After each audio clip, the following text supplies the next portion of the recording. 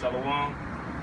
First and foremost, I want to give all praises, honor, and glory to Yahweh, Hashem, Yahweh Shai. I want to give double honors to the apostles and elders of Great Millstone that rule well. Peace, love, and citation to the elect. This is Brother Warby. Tazamon. Sharp. Sign out. Yeah, we're just coming back to you again with another quick lesson, man. Basically, what we're gonna go into is just, being aware of women, man. Because in this truth, they'll try to trap you up, man, and they'll come with lies and deceit, man. You know what I'm saying? And if you can't, go ahead, read that scripture for me, brother. This is Sirach chapter 9. I started verse 8. Actually, I started verse 6. Give not thy soul unto harlots, that thou lose not thine inheritance. That's right. Give not yourself over to a harlot, man. You know what I'm saying? Especially when it comes down to just being in this truth, man. You got to be locked in at all times, man. Because a woman will trip you up, she'll take your mind and get you off of these scriptures, man, and get you off of what you're actually supposed to be doing. It's true. You know what I'm saying? All right.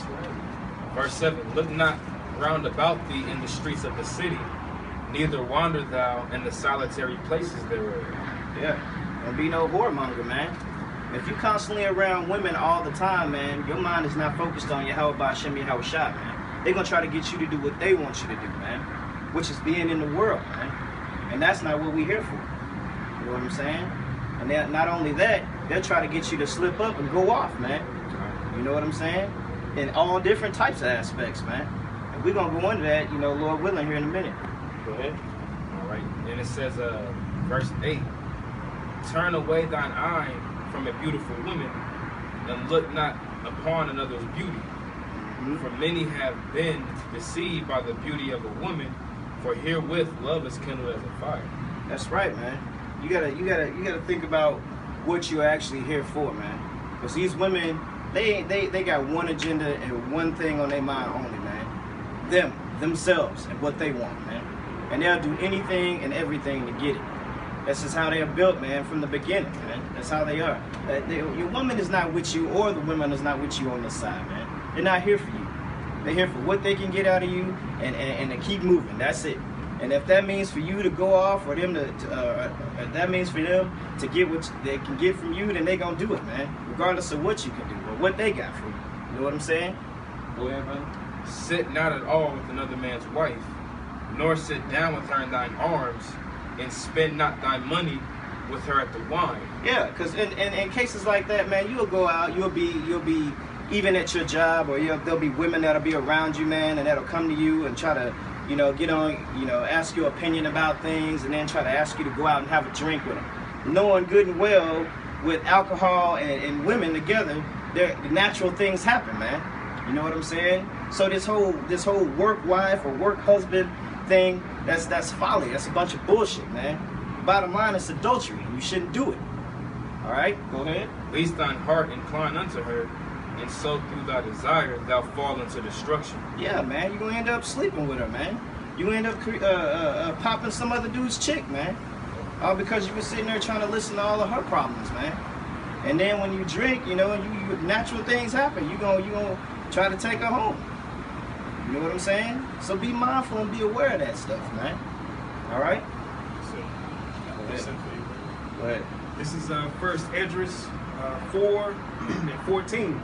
It says, O ye men, it is not the great king, nor the multitude of men, neither is it wine that excelleth. Who is it then that ruleth them? Or hath it the lordship over them? Are they not women? Are they not women? Yeah, man. Think about what you do, man, when you getting things, man. Why you go get fancy stuff, fancy cars, wear clothes, things like that, jewelry, trying to be flashy. You do all of that for a woman, man. To get a woman's eye, man. And we're not saying, it's not, that you can't, get you a taste or be with a woman, but don't go out of your way and let that consume your mind, man. You know what I'm saying? Paul said that they get a woman to care for the things of the world. Because that's, again, like what the brother was saying, to reiterate, that's what women are into. And in order to get you a woman to be attracted to you, you're going to have to care for those things of the world, man. Having a home, taking on vacations, and doing all these different things that they're into, man. But you can't have your mind wrapped in pleasing your woman all the damn time. It's going to pull you out of the truth. This should be your first woman. That's right. It's truth. Yeah, if I could also say, Paul, what you're saying, what Paul said, I think it's in 1 Corinthians chapter 7, where he said, this say I, not the Lord, pretty much giving his advice, like, it would be better not to even deal with a woman. You can't, if you, like the scriptures say, man, if you know, it's better for you to get with a woman than to burn, you know what I'm saying? But ultimately, man, like the brother just went into, this should be your first love. This should be the, your woman, man. You know? That's right. Go ahead, brother, you got some on it? Last verse, I'm skipping down to 1 Esdras 4:22. It says, by this also ye must know that women have dominion over you. Do ye not labor and toil and bring all to the woman? Yeah, that's right. Do you not work hard, man? I know some people, man, that there's certain people at my job, man, that when they work, man, all they do is they turn around and they take their whole check and just give it to the woman. And they don't ask no questions about it. Just give it straight over to her. And let her go spend it or do as she please, man. Whether it be paying bills or whether it be anything. Man, that's the whole thing, man. You know what I'm saying? So you can't just let a woman just take over everything and your whole mind and corrupt you up like that, man. Because there's been times proven accounts in the scriptures where men of renown have done that, man. Right. From King Solomon, Samson, and so on, man. And they were utterly brought to destruction because behind a woman. That's right. Yeah. If you told your woman you were gonna take her on vacation every month, she'd be down for it. But if you told your woman, hey, I'm gonna stop going preaching, she ain't gonna be like, why you stop preaching?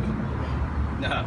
She ain't gonna do that, man. She not gonna push you to go out there on the highways and byways every week and push this word, cause she ain't into that, man. Okay. Women of the world, man.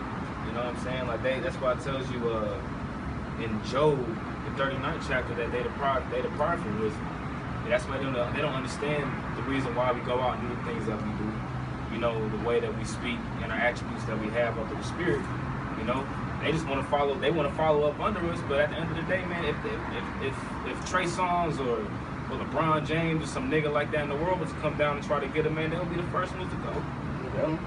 Yeah. That's why this is our number one. This is our main piece right here, man. Yeah, and if I could also say, since you mentioned Paul, even his woman, you could, I think it's in Job chapter 2, where Job had already gone through all his suffering, and his woman looked down on him and said, why keepest thou thy integrity? Curse God and die. Yeah, man. Main thing that they'll try to do, man, because they don't give a shit about nobody but themselves and what they can get. That's all, man. And that's why brothers stay locked in, man. Keep this as your first love. Be around no damn women all the time. Fine. This is Sirach 42:12. Behold, not everybody's beauty, and sit not in the midst of women. That's plain. Do not be a whoremonger, man. That's what they gonna do. What does women do mainly anyway? Sit around and talk shit about other women and about men, about other things. They have no substance, man. No nothing. All they do is sit around and talk shit and spread their legs and lay on their back, man. Right. That's all they do, man. Yeah. Because really a whoremonger is like a pimp. Where a monger means like a seller. You don't be a Mr. Casanova, man. Always trying to be around women all the damn time. Yeah. Okay? Yeah, real quick, even when you sit around a bunch of women, man, that, you know what I'm saying, you start getting their vibe, man. You start. That's very. So here's the scripture that says, for from garments cometh the moth, and from women wickedness. Yep. Mm-hmm. You start turning into a whole ass nigga, man. You start that estrogen starts getting all up in you. You start getting all feminine and you emotional, overly emotional, man. Yeah. And that's what's wrong with our generation now, man. They raised by all these damn women. That's why niggas want to kill you over stepping on your shoes and shit, man. Mm-hmm. They get that bullshit from their mama and their auntie and them, man, being all overly emotional about every goddamn thing, man. Mm-hmm. What you looking at? All that bullshit. Yeah, quick to try to argue with you over some bullshit that don't even really matter. Mm-hmm. Real fast.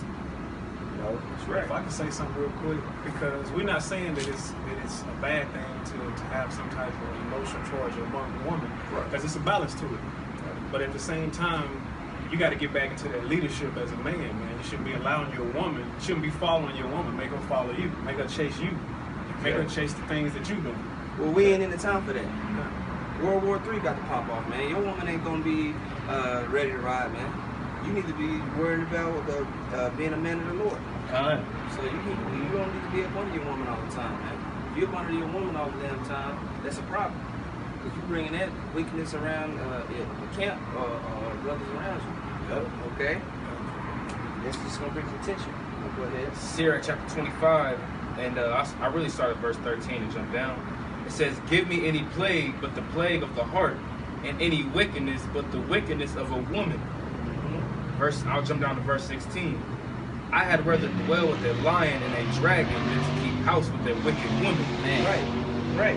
It said to keep house with a wicked woman. Now, King Solomon, ruler of the kingdom, you know what I'm saying? He had all the money in the world. He had way more money than Donald fucking Trump. Okay?